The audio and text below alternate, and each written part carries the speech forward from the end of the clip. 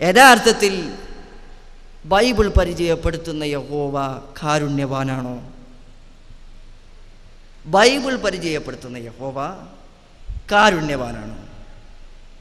എൻ്റെ ഒരു വാക്കുകളില്ലാതെ ബൈബിളിലെ ഉദ്ധരണികളുടെ അടിസ്ഥാനത്തിൽ ഈ വിഷയം തെളിയിക്കാൻ നമുക്ക് കഴിയും.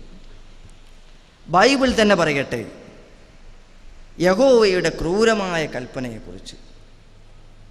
പുറപ്പാട് പുസ്തകത്തിലെ സംഖ്യാപുസ്തകത്തിലെ 31-ാം അധ്യായത്തിലെ 7 മുതൽ 11 വരെയുള്ള വചനങ്ങൾ. കർത്താവ് യഹോവട്ടോ, കർത്താവ് മോശയോട് കൽപ്പിച്ചത് പ്രകാരം അവർ മിദ്യാൻകാർക്കെതിരെ യുദ്ധം ചെയ്തു. യുദ്ധം ഇസ്ലാമിൽ ഉണ്ടായിട്ടുണ്ട്. ആ വിഷയത്തിലേക്ക് ഇൻഷാ അല്ലാഹ് കടന്നു വരും. എന്നിട്ടോ അവർ പുരുഷന്മാരെ എല്ലാം കൊന്നൊടുക്കി. പുരുഷന്മാരെ കംപ്ലീറ്റ് കൊന്നൊടുക്കി. വധിക്കപ്പെട്ടവരുടെ കൂട്ടത്തിൽ മിദ്യാനിലെ രാജാക്കന്മാരായ റെക്കം, സൂർ, ഹൂർ, റെബ തുടങ്ങിയ 5 രാജാക്കന്മാരുണ്ടായിരുന്നു. ബയോറിൻ്റെ പുത്രനായ ബിലയാമിനെയും അവർ വാളിനിരയാക്കി. എന്നിട്ട് പറയുന്നത് കേട്ടോളൂ, കാരുണ്യവാനായ ദൈവം കേട്ടോ, വളരെ കാരുണ്യമാണ്. അവർ പറയാണ്, മിദ്യാനിയിലെ സ്ത്രീകളെയും കുട്ടികളെയും ഇസ്രായേലുകാർ തടവുകാരാക്കി. ആടുമാടുകളും സകല സമ്പത്തും അവർ കൊള്ളയടിച്ചു. ഇതൊക്കെ യഹോവയുടെ കൽപ്പനയാണ്. ഇതിനൊക്കെ നിങ്ങൾ കാരുണ്യം എന്നാ വിളിക്കല്? ഏതായാലും നല്ല രസമുള്ള കാര്യം. ആടുമാടുകളും സകല സമ്പത്തുകളും അവർ കൊള്ളയടിച്ചു. അവർ പാർത്തിരുന്ന എല്ലാ പാളയങ്ങളും ഇസ്രായേലുകാർ ചുട്ടരിച്ചു. ബൈബിളിലെ വചനങ്ങളാണ്. ഞാൻ ഒരു തിരുത്തും വരുത്തിയിട്ടില്ല. മനുഷ്യരും മൃഗങ്ങളുമായി എല്ലാ അപഹൃത വസ്തുക്കളും കൊള്ള മുതലും അവർ എടുത്തു. സംഖ്യാപുസ്തകത്തിലെ 31-ാം അധ്യായം 7 മുതൽ 11 വരെയുള്ള വചനങ്ങൾ. ഇത് യഹോവയുടെ കാരുണ്യമാണോ? ഇതിനാണോ കാരുണ്യം എന്ന് വിളിക്കുക? രസമായിട്ടുണ്ട്. എന്നിട്ട് യഹോവ പരമകാരുണ്യകനാണ് എന്ന് തെറ്റിദ്ധരിപ്പിക്കുക. ബൈബിളിൻ്റെ അടിസ്ഥാനത്തിലാണ് ഞാൻ പറഞ്ഞത്. മാത്രമൊന്നല്ലേ, ക്രൈസ്തവതയുടെ അടിസ്ഥാന സിദ്ധാന്തം എടുത്താൽ തന്നെ കാരുണ്യമാണോ നമുക്ക് കാണാൻ കഴിയുക? ക്രൈസ്തവതയുടെ അടിസ്ഥാന സിദ്ധാന്തം എടുത്താൽ മതി. ഒരു പഴം തിന്നതിൻ്റെ, ആദിമ മനുഷ്യനൊരു പഴം തിന്നതിൻ്റെ പേരിൽ ആ ആദിമ മനുഷ്യനെ വഴിതെറ്റിച്ച പാമ്പിനെയും പാമ്പിനെ ഭൂമിയിലേക്ക് ഇറക്കുകയും സ്ത്രീയെ ശപിക്കുകയും പുരുഷനെ ശപിക്കുകയും, എന്നിട്ട് ഇതൊന്നും പോരാഞ്ഞിട്ട് ഇനി ജനിക്കാൻ പോണ ആൾക്കാരെ മേലൊക്കെ കൂനുമേ കുരു എന്ന് പറഞ്ഞ പോലെ ജന്മപാപട്ട് കൊടുക്കുകയും ചെയ്തു. ഇതിന് കാരുണ്യം എന്നാണോ പറയുക? എന്നാൽ വിശുദ്ധ ഖുർആനാണ് അവിടെ കാരുണ്യം പഠിപ്പിച്ചത്. ഖുർആൻ പറഞ്ഞു, ഫതലഖാ ആദമു മിർ റബ്ബിഹി കലിമാത്തിൻ ഫതാബ അലൈഹി ഇന്നഹു ഹുവ തവ്വാബുർ റഹീം. ആദമിന് അങ്ങനെ ഒരു അബദ്ധം പറ്റിയപ്പോൾ ആദം ഫതലഖാ ആദമു മിർ റബ്ബിഹി കലിമാത്തിൻ, അള്ളാഹുവിൻ്റെ അടുക്കൽ നിന്ന് ചില വചനങ്ങൾ സ്വീകരിച്ചു. എന്നിട്ടോ ഫതാബ അലൈഹി, അള്ളാഹുവിനോട് പാപമോചനം നടത്തി. ഇന്നഹു ഹുവ തവ്വാബുർ റഹീം, അവൻ ഏറെ പൊറുക്കുന്നവനും കരുണാനിധിയുമാകുന്നു. അതാണ് ശരിക്കുള്ള കാരുണ്യം എന്ന് പറയുക. ഒരു തെറ്റ് ചെയ്താൽ പുറത്തു കൊടുക്കാൻ പറ്റുന്നതിനാണ് കാരുണ്യം എന്ന് പറയുക. അല്ലാതെ ആ തെറ്റ് ചെയ്തതിൻ്റെ പേരിൽ ഉള്ളവരൊക്കെ ശപിക്കുകയും പിന്നെ ഇനി ആ ജനിക്കാൻ പോണ ആൾക്കാരെ കംപ്ലീറ്റ് പാപികളാക്കുകയും ചെയ്യുന്നതിന് കാരുണ്യം എന്ന് ആരെങ്കിലും വിളിക്കോ? എന്നാൽ ഇസ്ലാമാണ് അവിടെ എന്താണ് കാരുണ്യം എന്ന് പഠിപ്പിച്ചു കൊടുത്തത്. ഇനിയോ തീർന്നോ യഹോവയുടെ കാരുണ്യം? കുഞ്ഞുങ്ങളെ കൊല്ലുന്ന യഹോവ കുഞ്ഞുങ്ങളെ കൊന്നിട്ടില്ലേ യഹോവയുടെ കൽപ്പന പ്രകാരം? യഥാർത്ഥത്തിലുള്ള ദൈവം അല്ലാഹു ഇതൊന്നും ചെയ്തിട്ടില്ല, ഇതൊന്നും ചെയ്യുകയുമില്ല.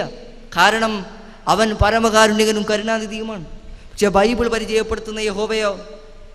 സംഖ്യാപുസ്തകത്തിലെ 33-ാം അധ്യായത്തിലെ 4-ാമത്തെ വചനം എന്താ നമ്മെ പഠിപ്പിക്കുന്നത്? അപ്പോൾ ഈജിപ്തുകാർ തങ്ങളുടെ ഇടയിൽ നിന്ന് കർത്താവ് സംഹരിച്ച കടിഞ്ഞൂലുകളെ എല്ലാം എല്ലാം സംസ്കരിക്കുകയായിരുന്നു. ഇതാണോ കാരുണ്യം? കടിഞ്ഞൂലുകളെ മുഴുവൻ കൊല്ലുന്ന കാരുണ്യം? ബേശായിട്ടുണ്ട്, ഈ കാരുണ്യം ബേശായിട്ടുണ്ട്. അദ്ദേഹം ഇതിനൊക്കെ വ്യാഖ്യാനിച്ചൊപ്പിക്കാൻ ശ്രമിക്കുന്ന കോലമാണ് ഏറെ രസകരം. ഇത് 2 വചനങ്ങൾ വായിച്ചിട്ട് മൂപ്പരിക്കാൻ ഇതിൽ നിങ്ങൾക്ക് വൈരുദ്ധ്യം തോന്നുന്നുണ്ടോ? അപ്പം തന്നെ മനസ്സിലായില്ലേ മൂപ്പർക്ക് വൈരുദ്ധ്യം തോന്നുന്നുണ്ടായില്ലേ? 2 വചനം വായിച്ചിട്ട് മൂപ്പര് പറയാണ് ഇതിൽ നിങ്ങൾക്ക് വൈരുദ്ധ്യം തോന്നുന്നുണ്ടോ എന്ന്. അപ്പം യഥാർത്ഥത്തിൽ ബൈബിളിൻ്റെ അവസ്ഥ ഇതാണ്. അതുകൊണ്ട് തന്നെ ഇനിയോ എത്ര കാര്യങ്ങളുണ്ട്. എന്നാൽ ഇസ്ലാം പഠിപ്പിച്ച കാരുണ്യം എന്താണ്? പ്രവാചകൻ സല്ലല്ലാഹു അലൈഹി വസല്ലമ യഹൂദൻ്റെ മകൻ മരണപ്പെട്ടപ്പോൾ, ഒരു മുസ്ലിം അല്ലാത്ത ഒരാളുടെ കുട്ടി മരണപ്പെട്ടപ്പോൾ പ്രവാചകൻ സല്ലല്ലാഹു അലൈഹി വസല്ലമ കരയുകയാണ്. ഒപ്പം നിന്ന് സഹാബികൾ ചോദിച്ചു, എന്തിനാണ് റസൂലെ കരയുന്നത്? എന്തിനാ കരയുന്നത്? റസൂൽ സല്ലല്ലാഹു അലൈഹി വസല്ലമ പറഞ്ഞു, അതൊരു യഹൂദൻ്റെ കുട്ടിയല്ലേ എന്ന് ചോദിച്ചപ്പോൾ പ്രവാചകൻ പറഞ്ഞു, കുല്ലു മൗലൂദുൻ യൂലദു അലൽ ഫിത്ര, എല്ലാ കുട്ടികളും ജനിക്കുന്നത് ഫിത്രത്തിലാണ്. യഹൂദൻ്റെ കുഞ്ഞിൻ്റെ പേരിൽ കരഞ്ഞ പ്രവാചകൻ, അതാണ് കാരുണ്യമെന്ന് പറയുക. അതിനെയാണ് കാരുണ്യമെന്ന് വിളിക്കാൻ കഴിയുക. അതാണ് ഇസ്ലാം പഠിപ്പിച്ച കാരുണ്യം. കടിഞ്ഞൂലുകളെ കൊല്ലുന്ന, ഒരു തെറ്റുമറിയാത്ത, ഒരു പാപവും അറിയാത്ത കുഞ്ഞുങ്ങളെ വരെ കൊല്ലുന്ന ആ ക്രൂരകൃത്യത്തെ ഒരിക്കലും കാരുണ്യമെന്ന് വിളിക്കാൻ ഇസ്ലാമിന് കഴിയില്ല. ഇസ്ലാം പഠിപ്പിച്ച കാരുണ്യം ഞാൻ പറഞ്ഞതാണ്. അതാണ് പ്രവാചകൻ സല്ലല്ലാഹു അലൈഹി വസല്ലം കാണിച്ച മാതൃക. അതാണ് യഥാർത്ഥ കാരുണ്യമായി പ്രവാചകൻ പഠിപ്പിച്ചു തന്നത്. ആ കാരുണ്യത്തിൻ്റെ മതമാണ് ഇസ്ലാം എന്ന് പ്രിയപ്പെട്ട ക്രൈസ്തവ സഹോദരന്മാരെ നിങ്ങൾ മനസ്സിലാക്കുക. ഇസ്ലാമിൻ്റെ പേരിൽ ഇവിടെ കുറേ ആരോപണങ്ങൾ ഉന്നയിച്ചിട്ടുണ്ട്. ഇൻഷാ അല്ലാഹ് അതിലേക്ക് കടന്നു വരാം.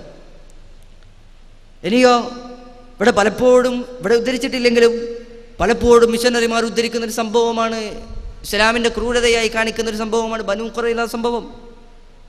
ബനൂ ഖുറൈളയിലെ പുരുഷന്മാരെയെല്ലാം റസൂൽ സല്ലല്ലാഹു അലൈഹി വസല്ലമ വാളിനിരയാക്കി അവരെ കൊന്നുകളഞ്ഞു എന്നാണ്. യഥാർത്ഥത്തിൽ ആ സംഭവം എന്താണ്? റസൂൽ സല്ലല്ലാഹു അലൈഹി വസല്ലമ ബനൂ ഖുറൈളക്കാർ പലതവണയായി ഇസ്ലാമിനെ വഞ്ചിപ്പിച്ചപ്പോൾ, പലതവണയായി റസൂൽ സല്ലല്ലാഹു അലൈഹി വസല്ലമയെ വധിക്കാനുള്ള ശ്രമങ്ങളും ഉള്ളിൽ നിന്നുള്ള പ്രശ്നങ്ങളും ഉണ്ടായപ്പോൾ പലതവണയായി അവർക്ക് മാപ്പ് കൊടുക്കുകയും ചെയ്തു. അവസാനം അവരുടെ പ്രശ്നങ്ങൾ അധികരിച്ചപ്പോൾ പ്രവാചകൻ സല്ലല്ലാഹു അലൈഹി വസല്ലമ സ്വയം വിധി കൽപ്പിച്ചതല്ല. റസൂൽ സല്ലല്ലാഹു അലൈഹി വസല്ലമ അവരോട് ചോദിച്ചു, ആരെയാണ് നിങ്ങൾക്ക് വിധികർത്താവായി വേണ്ടത്? അവർ തന്നെ തിരഞ്ഞെടുത്തു സയ്യിദ് റളിയല്ലാഹു അൻഹുവിനെ. എന്നിട്ട് അദ്ദേഹമാണ് ബൈബിളിൻ്റെ അടിസ്ഥാനത്തിൽ, അക്കാലഘട്ടത്തിലെ ബൈബിളിൻ്റെ അടിസ്ഥാനത്തിൽ, കാരണം ഇപ്പോൾ ഇത് കുറേ തിരുത്തപ്പെട്ടിട്ടുണ്ടല്ലോ, അക്കാലഘട്ടത്തിലെ ബൈബിളിൻ്റെ അടിസ്ഥാനത്തിൽ അദ്ദേഹമാണ് അവരിലെ പുരുഷന്മാരെ മുഴുവൻ കൊല്ലാൻ കൽപ്പിക്കുന്നത്. ഇത് റസൂൽ സല്ലല്ലാഹു അലൈഹി വസല്ലമയുടെ വിധിയല്ല. അപ്പോൾ തന്നെ മനസ്സിലായില്ല, അക്കാലഘട്ടത്തിൽ പോലും ബൈബിളിൻ്റെ അവസ്ഥ ഇതാണ്. അവരെ മുഴുവൻ കൊല്ലാൻ കൽപ്പിച്ച റസൂൽ സല്ലല്ലാഹു അലൈഹി വസല്ലമയല്ല. ബൈബിളിൻ്റെ അടിസ്ഥാനത്തിലാണ് ആ കൊലപാതകം അവിടെ നടക്കുന്നത്. അപ്പോൾ തന്നെ മനസ്സിലായില്ലേ, ഇസ്ലാം പഠിപ്പിച്ചത് കാരുണ്യമാണ്. പ്രവാചകൻ സല്ലല്ലാഹു അലൈഹി വസല്ലമയുടെ കാലഘട്ടത്തിൽ നടന്ന യുദ്ധത്തിൽ കൊല്ലപ്പെടുന്നത് വെറും 1000-ൽ മേലെ. എന്നാൽ ബൈബിൾ പരിചയപ്പെടുത്തുന്ന യുദ്ധങ്ങളുടെ അവസ്ഥ അതാണോ? ആയിരക്കണക്കിന് ലക്ഷക്കണക്കിന് ആളുകൾ മരണപ്പെടുന്ന യുദ്ധങ്ങളാണ്. മുസ്ലിങ്ങളിൽ നിന്ന് കൊല്ലപ്പെട്ടവരും അമുസ്ലിങ്ങളിൽ നിന്ന് കൊല്ലപ്പെട്ടവരും വെറും 1000-ൽ മേലെ. അവിടെ ഇസ്ലാം മാത്രമാണ് യഥാർത്ഥത്തിലുള്ള കാരുണ്യത്തെ പഠിപ്പിച്ചു കൊടുത്തത്.